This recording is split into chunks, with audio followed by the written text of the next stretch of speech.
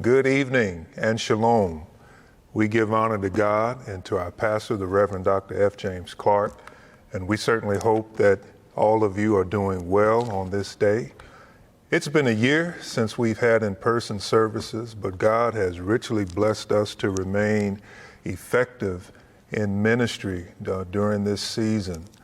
We give special thanks to those persons who have been able to come into this space and minister from their respective places, and as well as all of you who have faithfully tuned in to our live stream services on Sundays and Wednesdays and have remained faithful in your giving. All of that serves to help us do effective ministry in what has, to say the least, been a very challenging season. This pandemic, no doubt, has affected all of us in so many ways. And on tonight and for the next several weeks, we'll get a chance to hear those effects during conversations with our Generation Next ministry and our music ministry. So tune in, and if you can, reach out and encourage someone else to do the same. And we hope that what is shared would be a blessing to you. Continue to stay safe. God bless you, and shalom.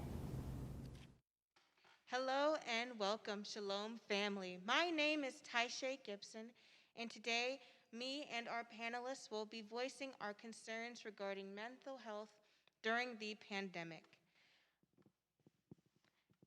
Thank you, Pastor Clark, for this opportunity, and thank the Lord for bringing us all here so we all can speak upon this important issue.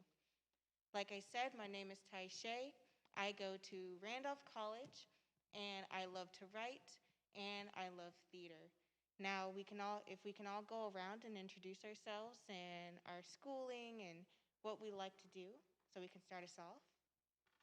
Hi, my name is Dolores Lacey, and I am a licensed clinical social worker and substance abuse professional. I'm in private practice here in St. Louis, Missouri, and I also do on-site counseling for Nike and various other companies around the country. Hello, my name is Rania Williams, and I am a licensed clinical social worker as well with Jennings School District. I also work with Better Help part-time. The population I work with is children as well as adults, and I meet different needs such as working with kids and adults who have depression, anxiety, trauma, grief, and etc.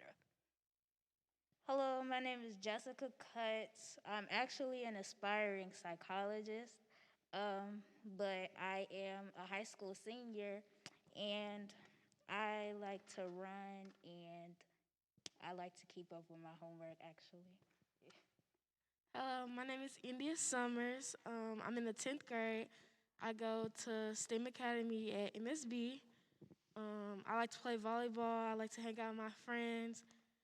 Just regular teen stuff. So that's pretty much it. How y'all doing? My name is Deontay Miller. I'm a graduate from Hazelwood East High School, class of 2020. I'm an athlete. I love to play baseball. I love to, write poetry and everything. I just love to be a help, and reach the people, and just touch people, is the best way I can. Okay, so our first question that we will be going over is, what are some of the warning signs of depression, and how have each of us been able to cope with it? And if you have any mental tips or counseling tips that you can give us and others out there, that would be great. If you want to start with India, if you want to start. Oh yeah. My main question was just, what are some of the warning signs? Because many people don't know, and that's probably the easiest way to slip into a depression if you don't know any of the warning signs or how to cope with it. So yeah, that was just my question to you guys. Absolutely. So depression comes in many different forms, and I'm glad you're asking that question because it's going to be different for many people. For a lot of teenagers or younger people, sometimes it will exhibit as irritability, just not really in a good mood a lot of the times, where people will think depression often is sadness. It doesn't have to be sadness. It can sometimes be irritability. I don't want to do the things that I used to enjoy doing. I'm starting to isolate. I'm starting to sleep a lot. Or eat a lot, or just kind of starting to withdraw from the things that I used to enjoy. And it could also be sleeping a lot as well, but maybe not sleeping. Having a hard time falling asleep and staying asleep, or maybe eating too much or eating less. And when we say perhaps, it means that you're not interested in certain things anymore. Like, for example, maybe you have certain hobbies that you no longer want to do. Or you're just not motivated to do your schoolwork. You know what I mean? So.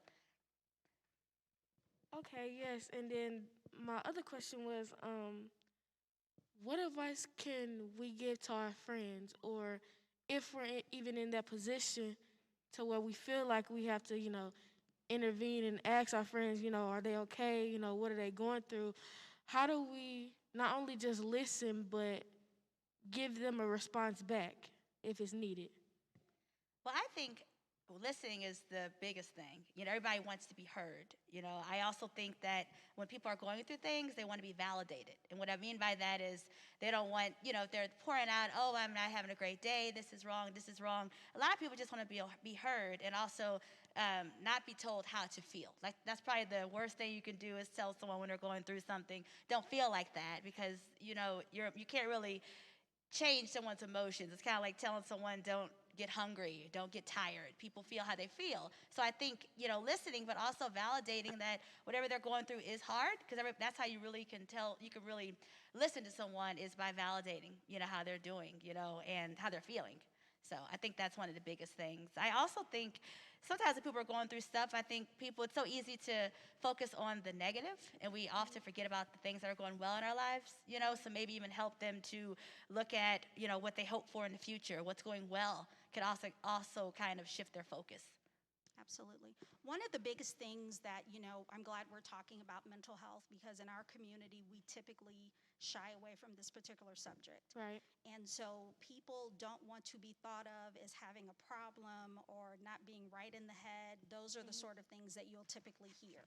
So when somebody reaches out to you, definitely tell them how proud you are of them, that they talked to you and they told you that they weren't feeling well, because that kind of helps them to get away from the stigmatism of mental health.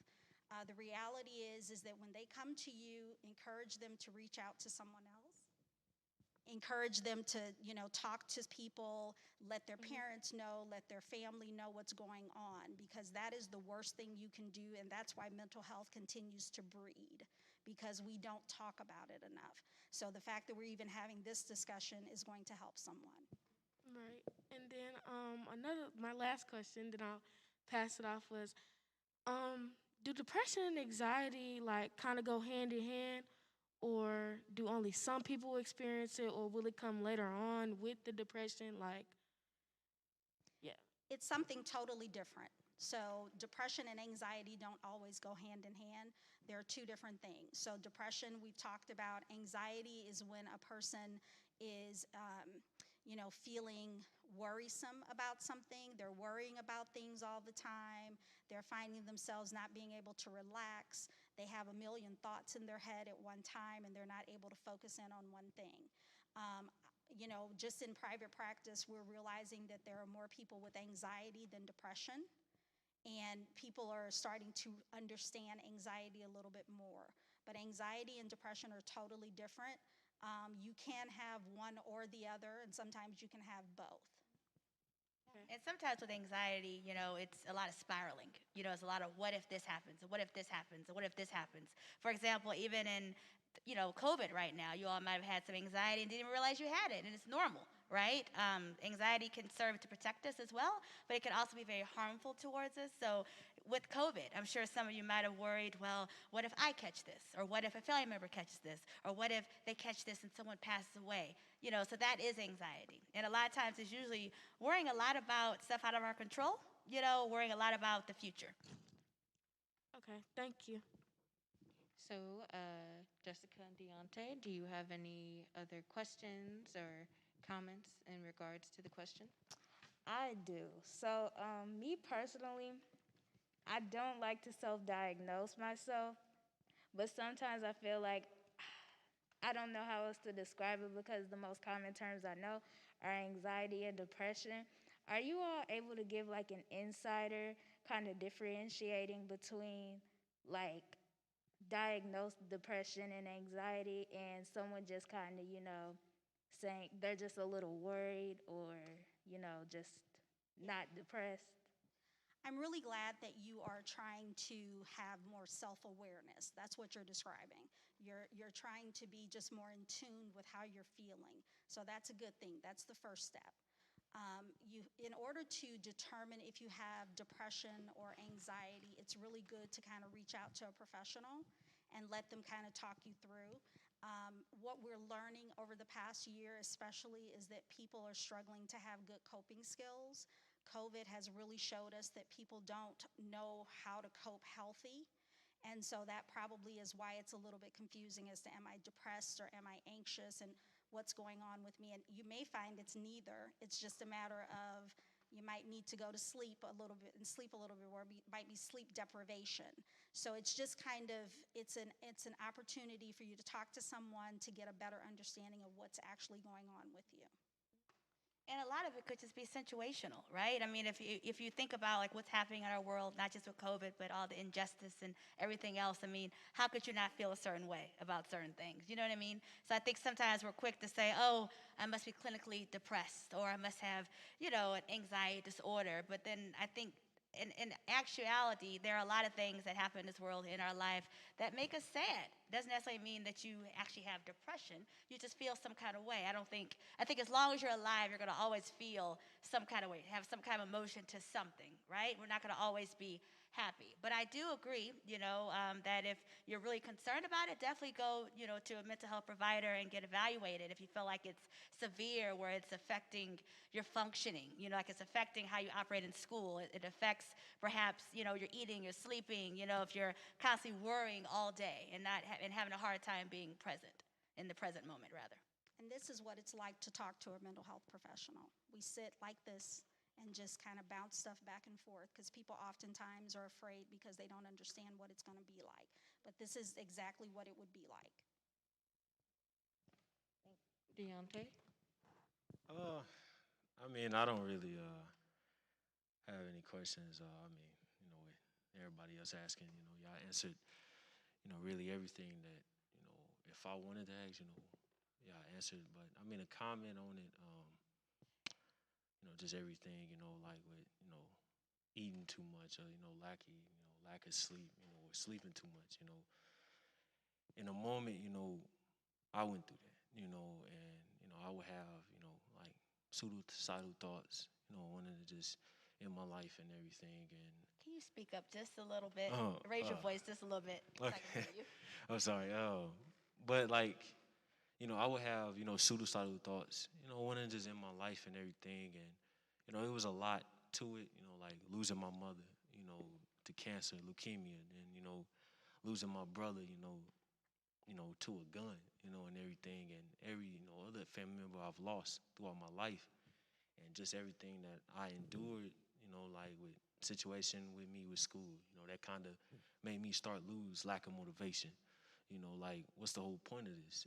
Like, and I just wanted to just, give up, being in a car accident, nearly losing my life, with one of my friends, like, that was really, like a wake-up call for me. And it was just like, what's the whole point of this? And I just stopped, doing the things that I love. I love playing baseball. I started to fall off doing that. Doing poetry, I started to fall off doing that. Like, I started to isolate myself from my family. Like I wouldn't, call them or talk with them. I'll just isolate myself, because it's just like, at times, my father, he would ask me what was wrong with me, after my mother had passed. But, I really wouldn't talk to him because I just felt like, would he really understand, what I'm going through?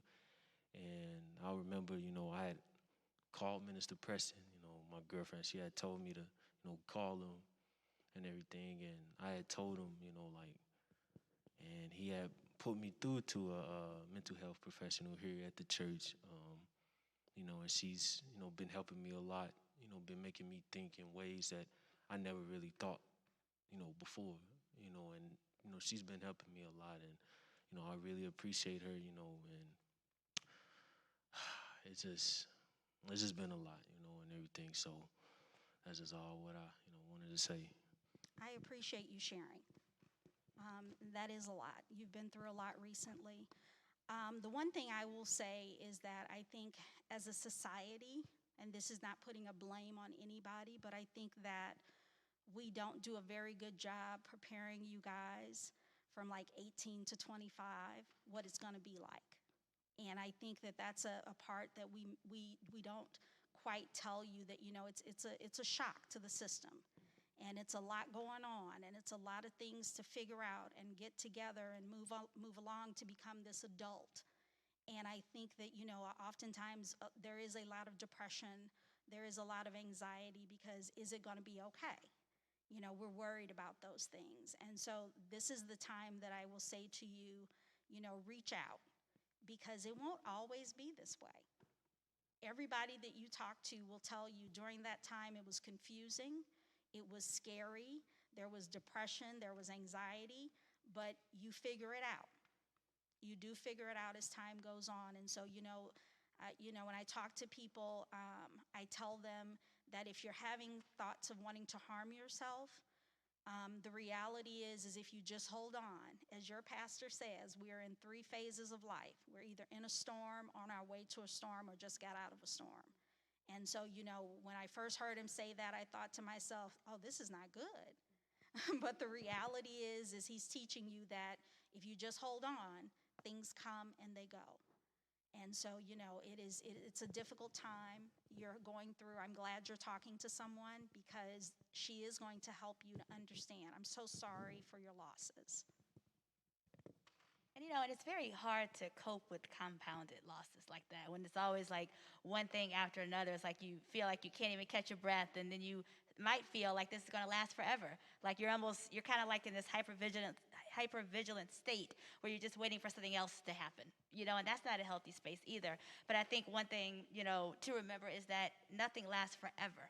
You know what I mean? I think you've already been through some terrible things, and you've overcome them. And I think that's the key for you to remember is that you got through it. You're still working through it, but you've been through like the worst stuff possible. And I think as hard as it is, and I hate that terrible things happen in life outside of our control, but I think it gives you a strength that you never had before to keep pressing through for when other things come your way, because unfortunately, as long as we're living, there's going to be some kind of storm, but it won't be the exact same story as you went through, but you'll be able to handle it a little bit more, you know what I mean, because you've been through it, it equips you with something you've never thought you would be equipped with, so I agree, just, keep holding on, no, it's not going to always, this feeling that you have, these feelings you have aren't going to last forever, but it's changing you in a way that you may not be able to see that benefits you right now, but you will in the future, So, okay, so I tend to like not take it out, but like I don't know how to deal with what I'm dealing with, and I tend to not knowing that I'm like being rude or taking it out on somebody. Like, how do I like stop doing that? Like, cause it's not their fault, and I don't want to make them feel like, okay, well, dang, like I'm trying to check up on her, and she just dismissive or she's always irritated or something like that. So how do I stop doing that? Yeah, I started to notice when I was also going through different symptoms. Like, it seemed like the smallest thing would just set me off. I would be upset.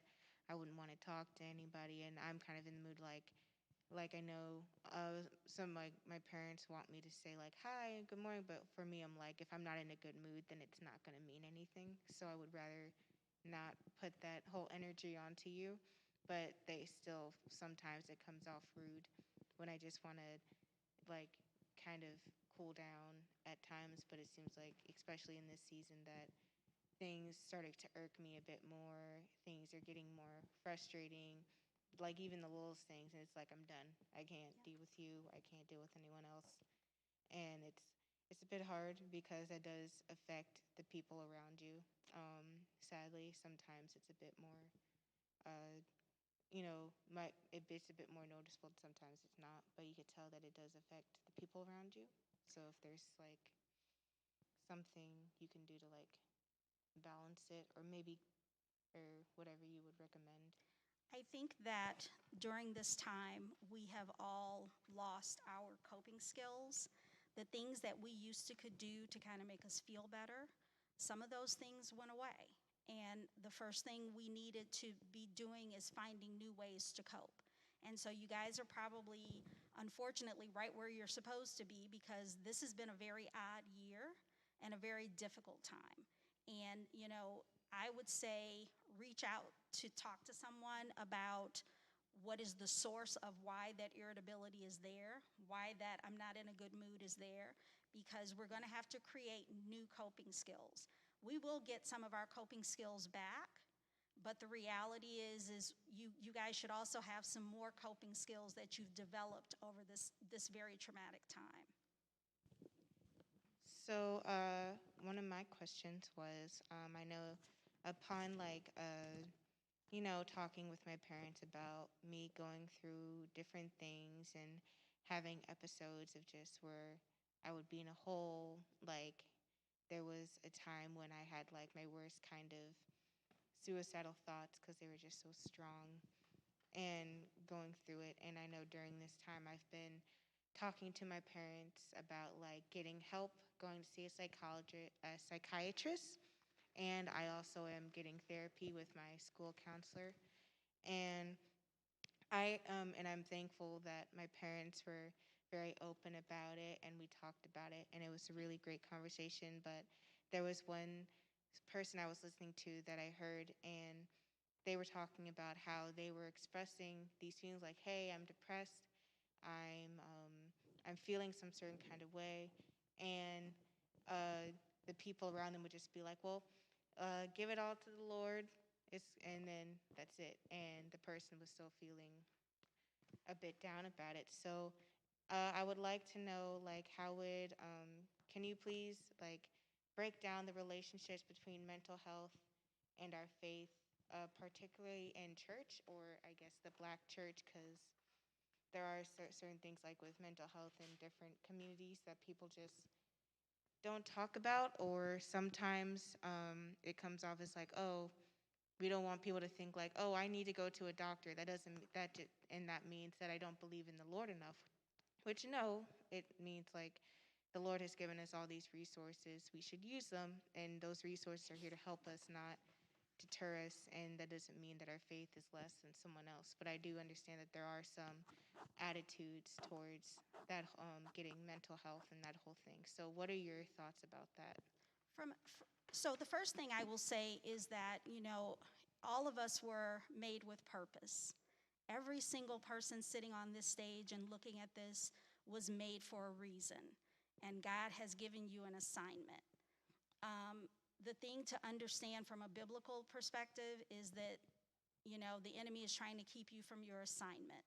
So the attacks mentally is something that you're going to, you know, they're trying to keep you from completing what your task is.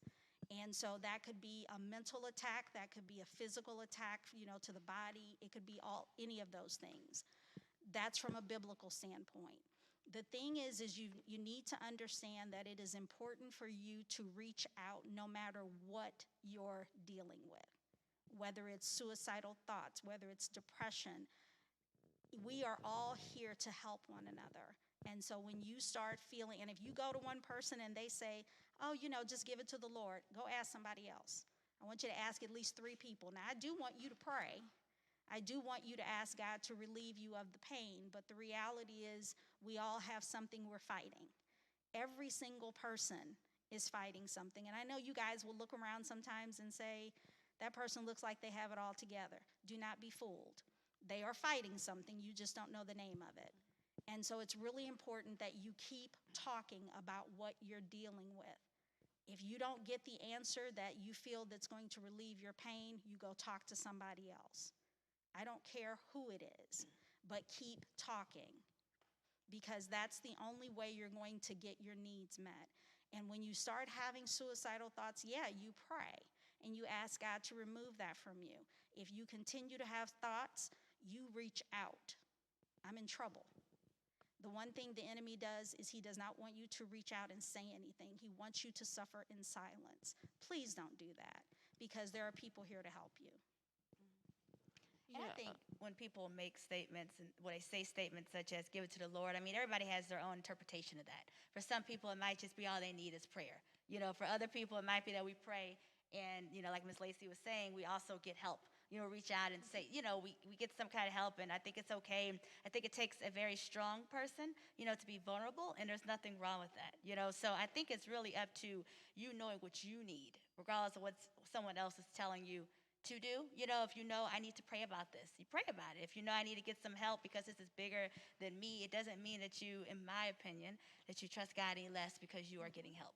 Absolutely. I think that there are doctors, there are therapists out here, there are nurses, heck, I look at this vaccine as help from God. So, we could pray we don't get COVID, we could just get the daggone vaccine. So I'm just saying, I think pray, but also take some action. Don't suffer alone is the point. I think all the stuff that we go through in life, we're not meant to just sit here and deal with this alone. We need people, and it's very isolating right now with COVID because you may not be able to connect with your friends as much as you used to, but don't be afraid to reach out.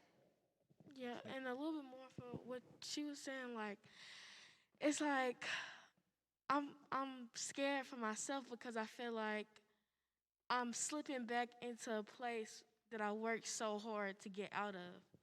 And it's like I don't know how to stop it. And like I'm sorry, what was your name again? Dolores. Miss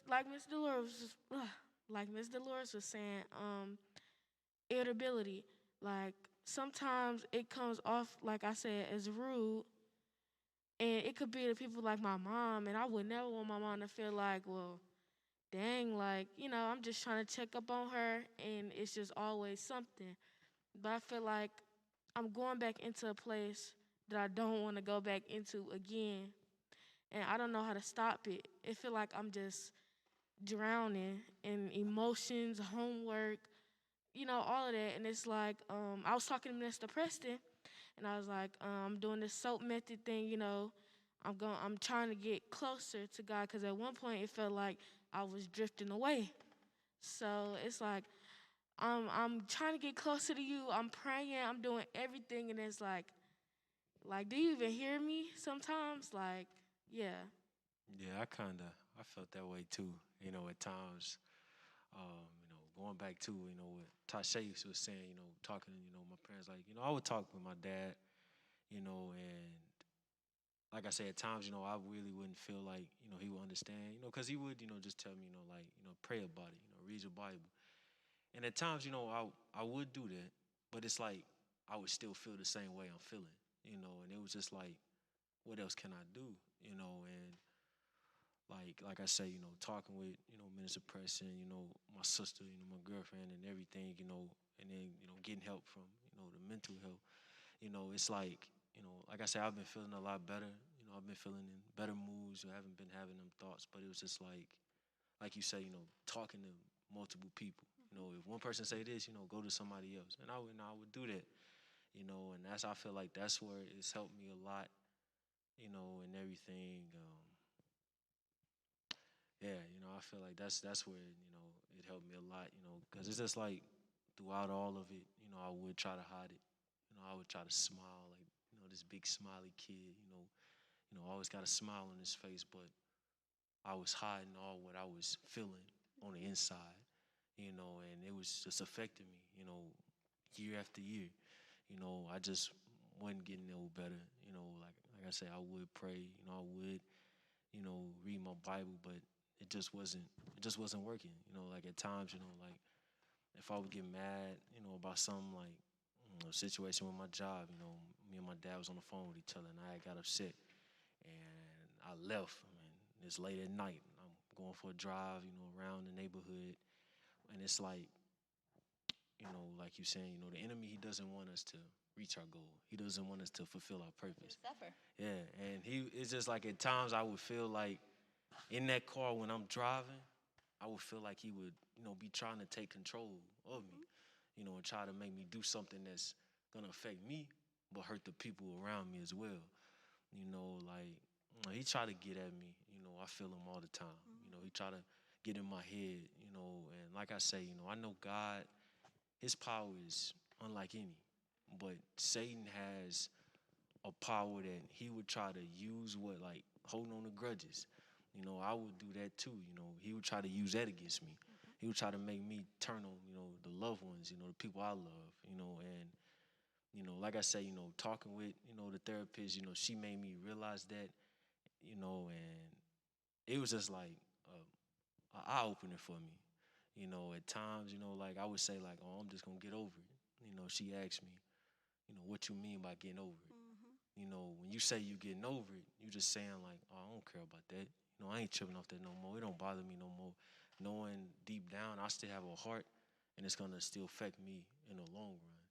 So now, I'm just praying that I get, through it. I'm thankful, I'm thankful for my church family and everything, like, if I didn't have the relationship with God that I have now, telling where I would be right now. Absolutely. So, Absolutely. Yeah, and like, remember when me, you, Jessica, and Tashay, we were talking after the first one, right? The first podcast, whatever you want to call it. We were saying like you said, it not only affects you, but like the people around you. And I feel like when Saint feel like he can't get to you, he gonna use somebody to do it. Like somebody close, no matter how many years, no matter how many nothing, family, friends, he's gonna use somebody to get to you. And it's gonna put you in a place to like, dang, like, I thought you was supposed to be there, like, yeah. But I just feel like with anybody, if you hinder my relationship with God, you just can't do that. You gotta go. And like you was saying, like if your spirit don't sit right with me, you gotta go. Like Oh man, you most got to. definitely. Like I've encountered people, like that. They just bring nothing but negativity. And with everything I was dealing with, I'm just thinking like, I don't want that around me, because that's just gonna continue to bring me down. Absolutely. That's just Satan sending somebody like, oh, if I can't get you down by myself, I'm gonna use somebody close to you and bring you even down even more. So that's why I say that, like if your heart and mind, doesn't sit right with me, I can't surround myself with you. And I feel like too that kind of had a lot too on, my mental health, especially with like my siblings, like I say, we're holding on to grudges. My siblings, they hold on to a lot, like I say, with me losing my mother, without losing our mother, losing our brother. They hold on to a lot, and I began to do that, and I didn't know, and like, my therapist was saying, with me being so angry, so frustrated, it was blinding me from everything else I had in front of me. It was just like I was just starting to lose sight of my worth to God. I just began to just, lose my faith. Like I say, I started to fall out, reading my Bible, like I love, reading my Bible, I love going to church, and it's just like I began to just fall off, and it felt like I was losing my connection with God. And, for me, being young and, seeing my brother, try to change and him getting killed, it's just like, it was just so much. It's a lot. It's a lot, darling. I understand that. You were going to say I something? wanted to propose a question. I'm going to try to kind of integrate what you all said in it. So at the beginning of what they were saying, I kind of got what came to my head was like toxic mentality, the aspect of like suppressing feelings. Talk And about it. so it's like me, I found that so relatable when they were talking. Um, One thing I wanted to ask, as a person who I like to keep things to myself a lot, what advice would you all have for somebody that doesn't like to talk to people? Like, how do you get over that hurdle? Like, how do you start talking to people? So you were saying, what advice do you have for someone who doesn't like to talk to people? Yeah, so like, Okay. I heard you all in the beginning. You guys were saying, reach out to people. Me personally, I almost find that to be terrifying. Like, I just don't know how to talk to people. Between like the way I was raised, I wasn't raised to tell all my business, and it's like now it's like I know if I've tried talking to somebody before. Actually, last week it actually felt good to say some things, just around the bush. I didn't even get into anything, but like, how do you move forward? Do you know in our Yes. community we are taught what happens in our house stays in our house? We do not tell our business to other people. So we are still trying to get over generations of that. But the reality is that we are supposed to help one another.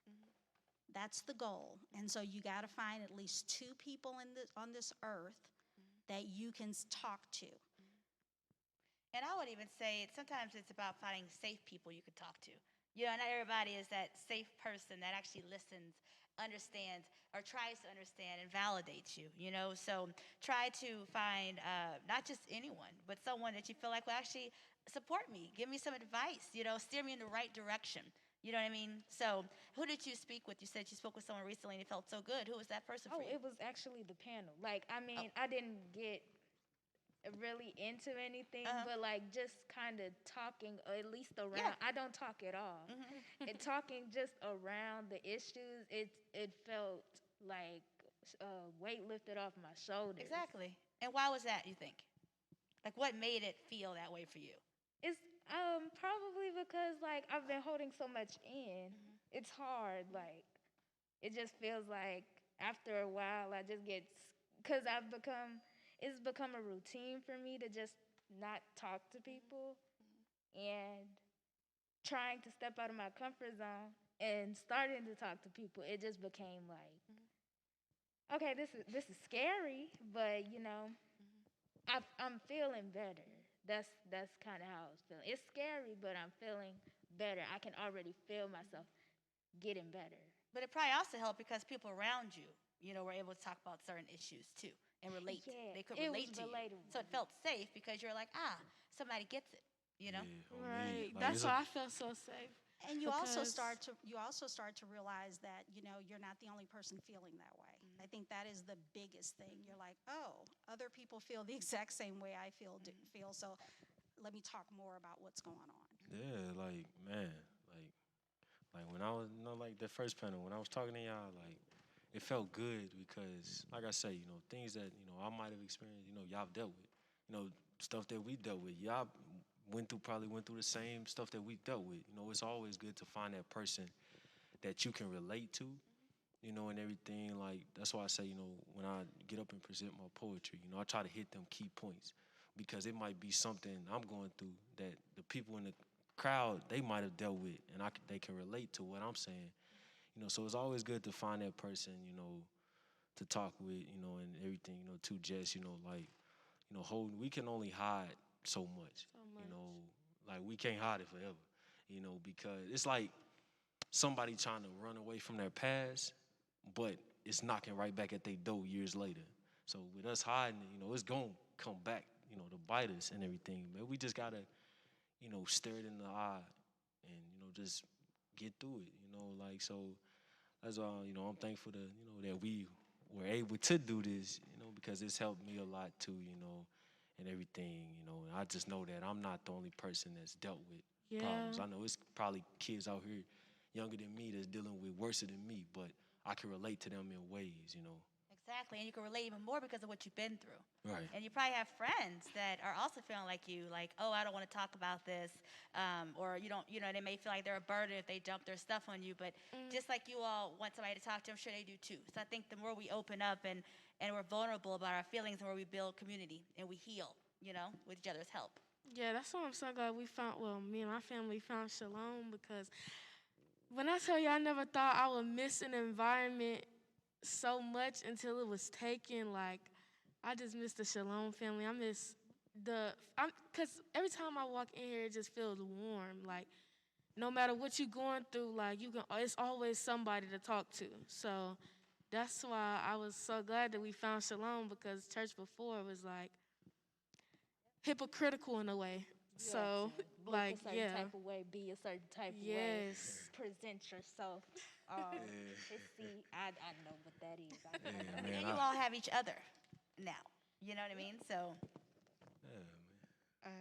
I know, like, growing up, especially when I was going through high school, and during my junior year onward, there was a time when I was like, okay, I'm about to be an adult. I'm going through issues. I'm not always going to have my parents or anyone around me, and I'm going to have to deal with it myself. And that's basically what I did for a while, because it's like I might as well propel myself before I get older and I'm like, oh, I don't know how to do this. But I know when COVID started up and there was a time when I had to go under lockdown for a little bit, and it was terrible. With COVID, everything like my intrusive thoughts, like all of the issues I've been having were just intensified, like beyond belief. And it started to go into like my doubts on who I am about myself. And that leaks into a lot of my lot of myself. Of course, my faith, that leaked into a lot of my faith. I was like struggling, like, who is God? What does he believe in? What does he do? What does he not do? And there is a things, and like and it's like, oh wow, you really wanted to start me on this kind of journey like now, when I'm just terrible right now. um and like I've gotten around people, and I'm still like dealing with certain things day by day, but it's nice that I've like found people to help me with it. And I know a lot of stuff like we talked about in an earlier podcast or panel. There's like just a lot of things right now in the world, like social media, the cancellation of things, where we're just losing our motivation. People, like, especially in issues like racial issues and politics, it's gotten from a very like it's gotten pretty bad to talk about it with certain people, especially online, especially like if you go on Twitter, it's just arguing. A lot of people are at each other's throats, and since, it's like, oh, we're sitting around in our houses and no one, and this is what we're clinging to. And it Right. shows, and it gets very draining. And I know there are times when I'm sitting in my room and I'm like, I have nothing to do and I feel empty inside, because of all that's happening and all that we can't do at the moment. And it gets to a lot, especially with like a lot of students, like, hey, I'm supposed to be doing things. I'm supposed to be going out in the world and figuring out myself, but now I'm stuck.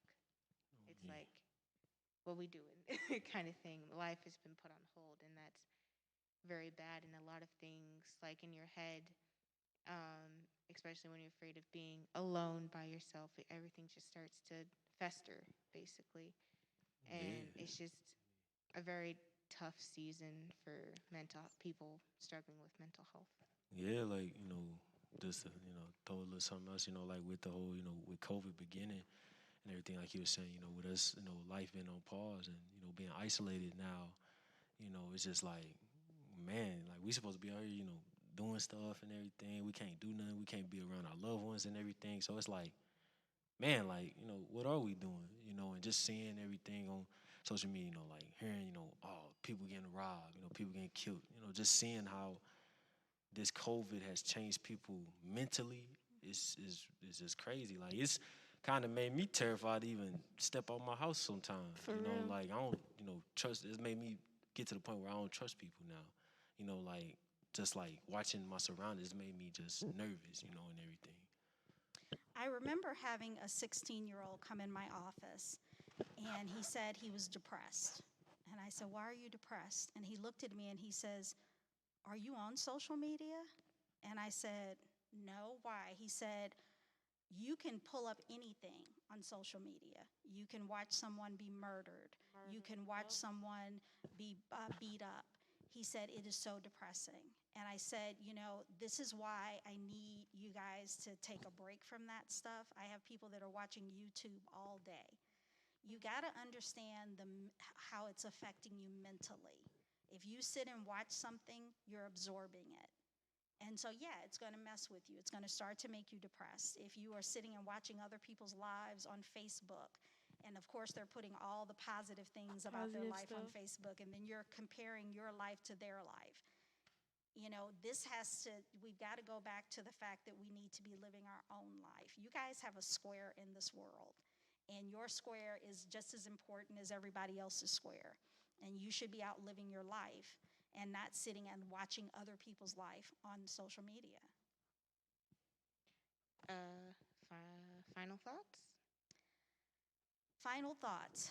When I look at you guys, I see such bright lights. I see people that are going to be, such great things in the future. When you are being chased down by the enemy through depression and anxiety and, just people around you being negative, I kind of get excited a little bit for you, because I just wonder, what does God have for you on the other side? So, you are being chased by the enemy. And so you need to just keep fighting and get through this time and realize that, you're going to be okay. But you reach out to anybody, and we're all here to support you. And like I said, I want to reiterate, finding your safe people, to talk to. Only you know how you feel. No one else can tell you how to feel, so make sure you reach out, get help if you need it.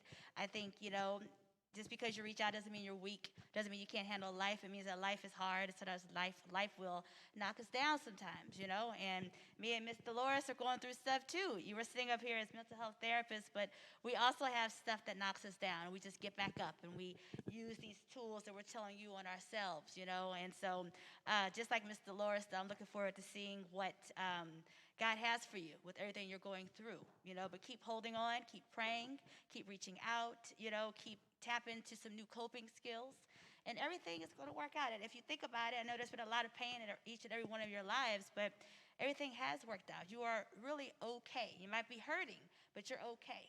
And each day you get a little bit stronger, so just keep holding on. Don't give up in this race of life.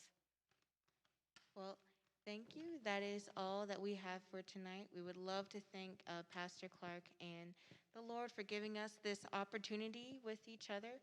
And remember that beyond every issue, there is hope. And we hope you all have a good night.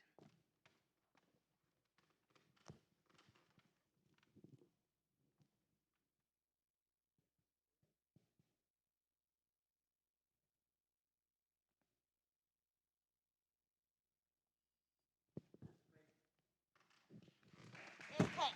Right. I was about to say impact, and he said, wait. I said, oh, that messed it up.